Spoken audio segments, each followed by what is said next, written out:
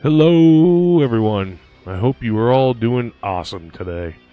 If you couldn't tell by the video you just clicked on, we are supposedly getting a Halloween game. Like a real one. Not that Dead by Daylight DLC thing. Don't get me wrong, there's nothing bad about the Michael Myers DLC, but now we finally get to be the boogeyman himself and rampage through the streets of Haddonfield in his all-new solo adventure. Well, at least I hope. Just in case you couldn't tell, Double J is a huge fan of Michael Myers. I say Michael fan because if I say Halloween fan, then that would include the third movie, Season of the Witch. Look, on its own, it isn't a bad movie, but in my opinion, shouldn't be part of the Halloween franchise. I don't care. That's my stance on it. If you're a Halloween fan or have a different take on Season of the Witch, then let me know in the comments. Look, I have a childhood fondness for Michael Myers. I guess that's weird to say out loud. But let me explain. When I was a kid, my dad let me watch Halloween 78 with him during the Halloween season. So it was the first, I guess, slasher movie I ever saw. Was I too young at the time to watch a masked maniac butcher a bunch of naked teenagers? Probably. You see, my dad loved Halloween, even to the point where we started our own haunted house.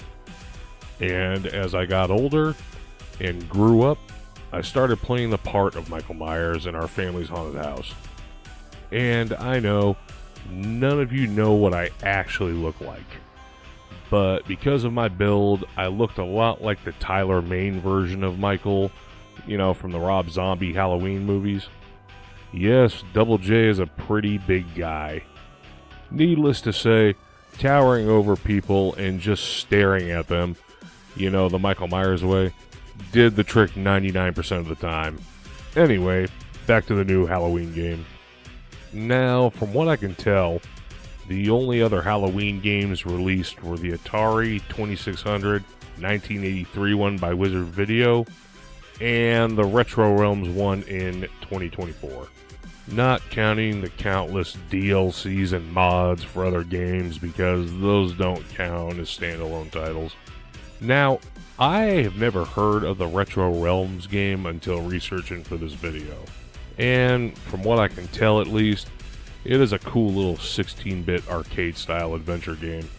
Let me know in the comments if any of you have ever played this game and your thoughts on it. Halloween, the game, is supposed to be released sometime in 2026.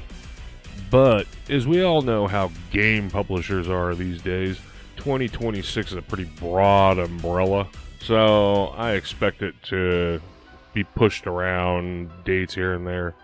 I just hope they don't rush it. Personally, like many of you I'm sure, would rather the developer take the time needed to do Halloween right, instead of slapping together a half-finished pile of butt fudge. Now, it is being developed by Ilphonic and co-published with Gun Media, which also developed the Friday the 13th game, if you all remember that one. And as we all know, was later shut down due to licensing issues with the franchise creator, Victor Miller. However, I think they might have better luck this time around. Currently, to simplify it, Miramax and, I apologize because I know I'm going to butcher this pronunciation, Trancas International Films, founded by a name every Halloween fan would know, Mr. Mustafa Akkad, hold the rights to the Halloween franchise as of this video's creation. It does look like Ilphonic has a license deal to make this game. However, I am unsure if John Carpenter has any involvement with this particular game. Hopefully he does, and if not, at least I hope it doesn't turn into another creator, owner, licensing, legal mess that crushed Friday the 13th halfway through development. The thing I feel that will set this one apart from the rest of the genre is the simple fact that it will feature a single-player story mode where you get to actually be Michael and carry out a story against NPCs all on your own. At least that's what we have been told so far. Other games in this type of genre depend on player lobbies, but as we all know, die off eventually when the game isn't new and shiny anymore. Or when the developer wants to start nickel and diming you to even make the game playable. 2017 Star Wars Battlefront 2. Yeah, I said it. I mean, if you want to spend money on an aesthetic dancing Michael in a rainbow clown wig or something stupid, go for it. But it shouldn't be a requirement to spend money to play the basic game. Anyway, I believe the game will have some sort of multiplayer mode in it, because everything does. But from what I can tell, the developer is more focused on the single-player story mode and replay ability, which is refreshing. And I'm sure we all appreciate that for once. Don't get me wrong, I like playing with the few gaming friends I have online, but sometimes you just want to experience the story on your own instead of focusing on blowing each other up for 6 hours. Anyway, that's what we got so far on Halloween 2026. So, what are your thoughts on it? Are you excited for the new game? Or do you think it's going to be another cash grab if it gets released at all? Just let me know in the comments below. This has been Double J once again, and as always, hashtag Freak Nation, everybody. If you liked what you just watched, then please like, share, and subscribe. And if you didn't like it, then I thank you for hanging in there until the end.